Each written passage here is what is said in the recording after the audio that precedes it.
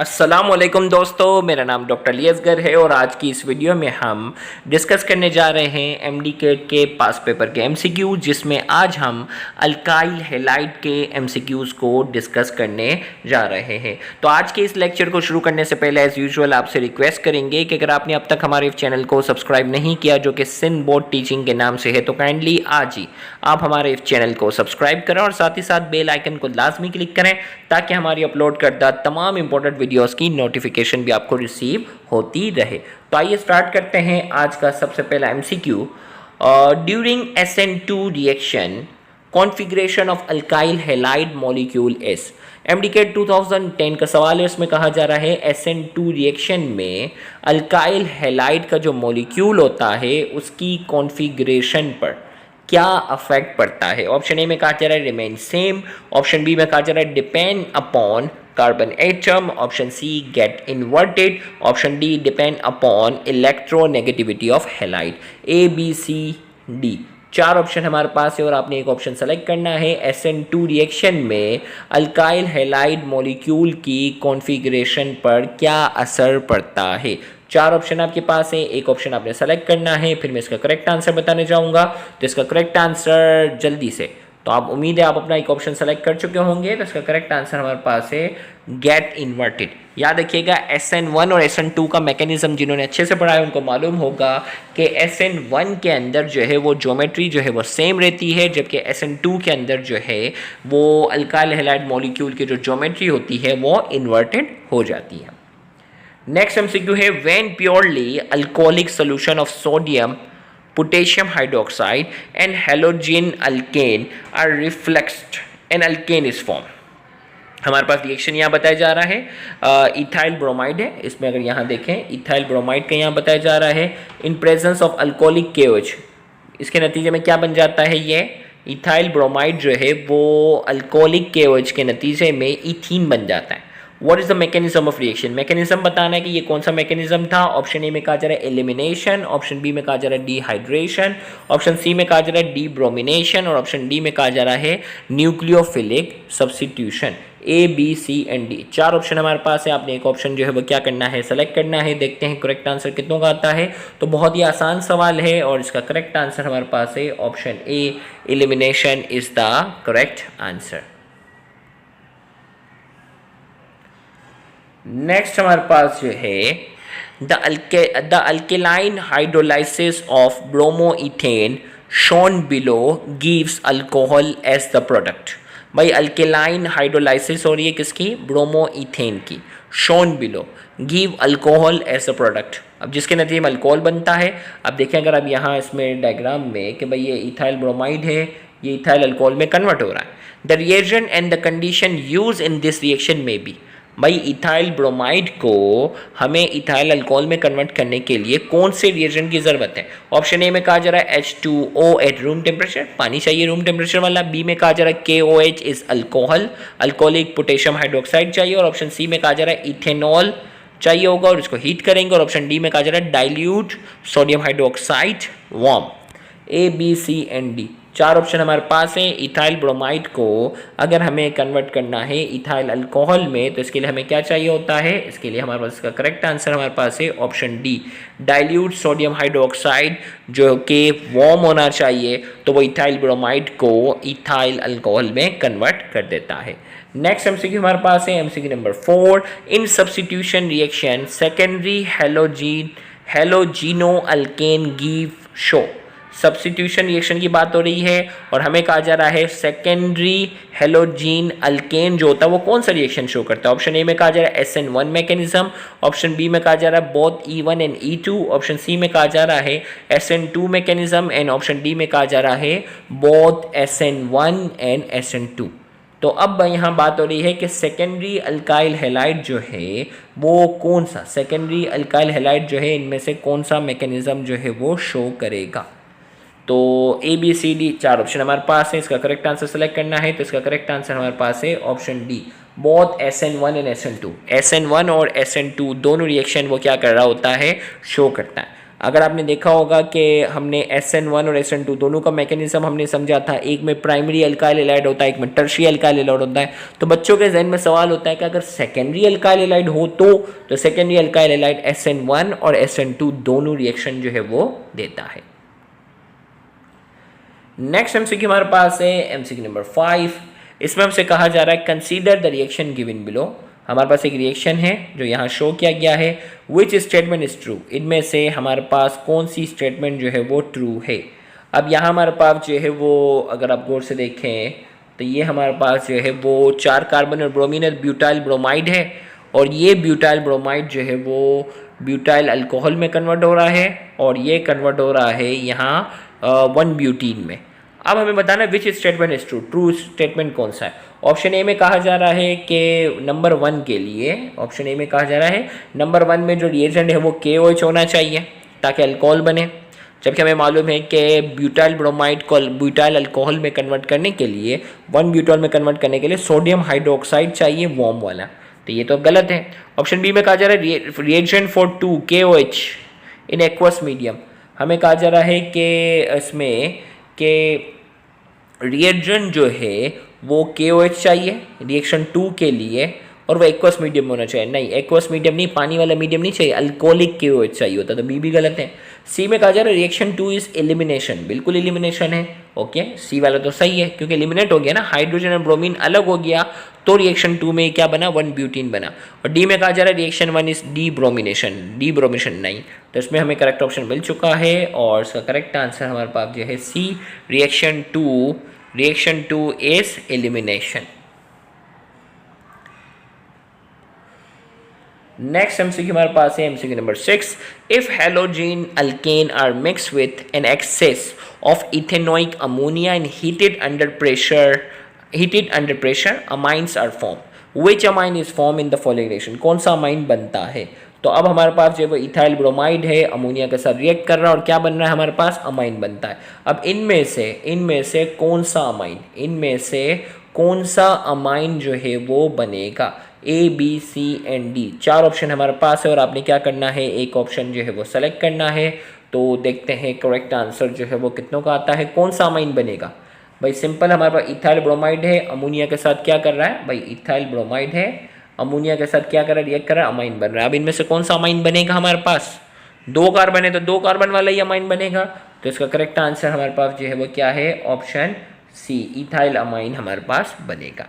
Next MCQ हमारे पास है consider the reaction given below. हमारे पास रिएक्शन बताया गया है, इथाइल ब्रोमाइड है, अल्कोहलिक पोटेशियम हाइड्रोक्साइड है, हाइड्रोजन ब्रोमीन अलग हो गया और क्या बना, इथीन बना। Mechanism followed by the reaction, अब हमें बताना है कि ये कौन सा मैकेनिज्म था। Option A E2, option B SN1, option C E1 और ऑप्शन डी में कहा SN2। SN2 में तो सब्स्टिट्यूशन है ना, बी और डी तो हटा दो, एक चीज़ एलिमिनेट हुई है। अब कौन सा एलिमिनेशन वाला जो है ये मैकेनिज्म है वो हमें बताना है कि ये क्या है, E1 E2। तो एक ही स्टेप में जो है वो क्या हो गया, हाइड्रोजन और ब्रोमाइड दोनों अलग हो गए हैं। तो और ये वैसे भी आपको मालूम है क्या है, प्राइमरी अल्काइल हैलाइड है। तो प्राइमरी अल्काइल हैलाइड है तो ये कौन सा देगा हमारे पास एलिमिनेशन रिएक्शन, कौन सा होगा, E2 जो है वो रिएक्शन यहाँ शो करेगा। तो लिहाजा इसका करेक्ट आंसर हमारे पास क्या है, option A is the correct answer. Next MCQ है during the SN1 reaction the first reaction involve, if not fast. भाई यहाँ हमारे पास कहा जा रहा है कि SN1 रिएक्शन है ना, SN1 का मतलब पता है ना, एक स्टेप में एक रिएक्शन होगा। ओके, तो इसमें कहा जा रहा है first reaction involve. First reaction में क्या होता है, ऑप्शन ए में कहा जा रहा है breakage of covalent bond, B में कहा जा रहा है ट्रांजिशन स्टेट, ऑप्शन सी में कहा जा रहा है फॉर्मेशन ऑफ कार्बोकेटाइन और ऑप्शन डी में कहा जा रहा है अटैक ऑफ न्यूक्लियोफाइल। तो SN1 रिएक्शन को रिकॉल करो कि पहले स्टेप में फर्स्ट रिएक्शन में क्या होता है और सेकंड में क्या होता है। तो SN1 में आपको मालूम है कि हमारे पास जो है वो अटैक ऑफ न्यूक्लियोफाइल जो होगा वो फर्स्ट स्टेप में होगा और सेकंड में जाकर जो है वो क्या हो जाएगा, वो पुराने वाला जो होगा उसको लीड आउट करेगा। तो फर्स्ट में है अटैक ऑफ न्यूक्लियोफाइल, न्यूक्लियोफाइल जो होगा वो क्या करेगा, अटैक करेगा। तो इसका करेक्ट आंसर हमारे पास क्या है, ऑप्शन डी।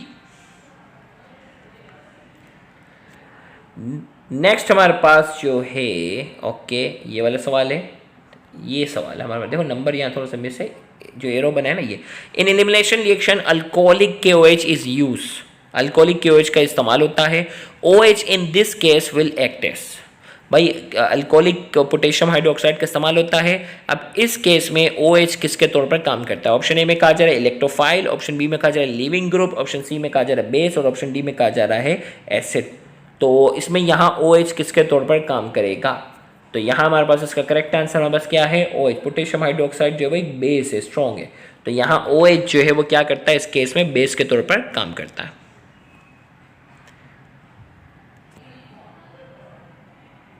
नेक्स्ट हमारे पास है which is an intermediate compound in SN1। इनमें से कौन सा जो है वो इंटरमीडिएट कंपाउंड है SN1 में? ऑप्शन ए में कहा जा रहा है ईथ ऑक्साइड आइन, ऑप्शन बी में कहा जा रहा है अल्कीन, ऑप्शन सी में कहा जा रहा है अल्काइल हैलाइड और ऑप्शन डी में कहा जा रहा है carbocation. Which is an intermediate compound in SN1, इनमें से कौन सा जो है वो इंटरमीडिएट कंपाउंड है? A, B, C and D, 4 option हमारे पास है और आपने क्या करना है? एक ऑप्शन जो है वो सेलेक्ट करना है। तो इसका करेक्ट आंसर हमारे पास क्या आना चाहिए? इसका करेक्ट आंसर हमारे पास जो है वो carbocation is the correct answer. Intermediate compound जो है वो कार्बोकेटाइन बनता है और फिर इसके ऊपर जो है वो क्या करते हैं? अटैक किया जाता है। नेक्स्ट हमारे पास है among the alkyl halide which always follow SN2 mechanism. Alkyl halides की हम बात करते हैं, इनमें से कौन सा है जो हमेशा SN2 मैकेनिज्म को फॉलो करेगा? ऑप्शन ए में कहा जा रहा है primary alkyl halide, option B में कहा जा रहा है tertiary alkyl halide, option C में कहा जा रहा है सेकेंडरी अल्काइल हैलाइड और ऑप्शन डी में कहा जा रहा है बोथ A एंड C। तो देखते हैं करेक्ट आंसर क्या आता है।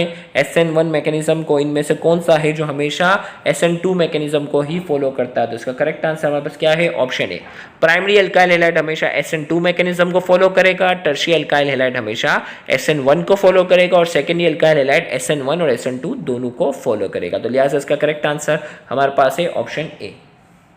नेक्स्ट हमारे पास है in elimination reaction dash is use.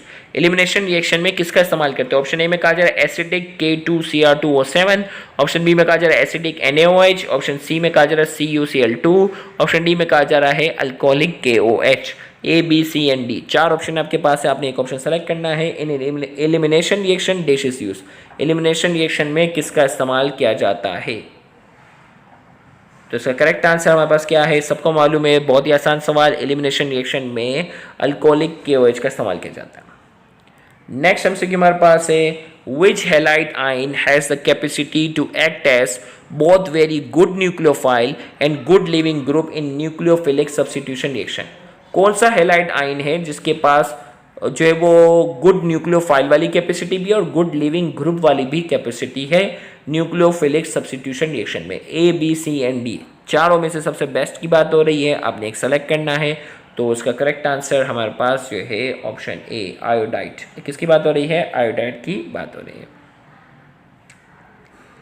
Next हमारे पास है which one is not nucleophile. इनमें से कौन सा जो है वो न्यूक्लियोफाइल नहीं है? Option A, B, C and D, 4 option आपके पास हैं, इनमें से कौन सा जो है वो न्यूक्लियोफाइल नहीं है? A, B, C and D, 4 option है। देखते हैं करेक्ट आंसर कितना का आता है। तो इसका करेक्ट आंसर मैं बताने जा रहा हूँ। करेक्ट आंसर हमारे पास है ऑप्शन A, BF3 इसका करेक्ट आंसर, ये न्यूक्लियोफाइल नहीं है।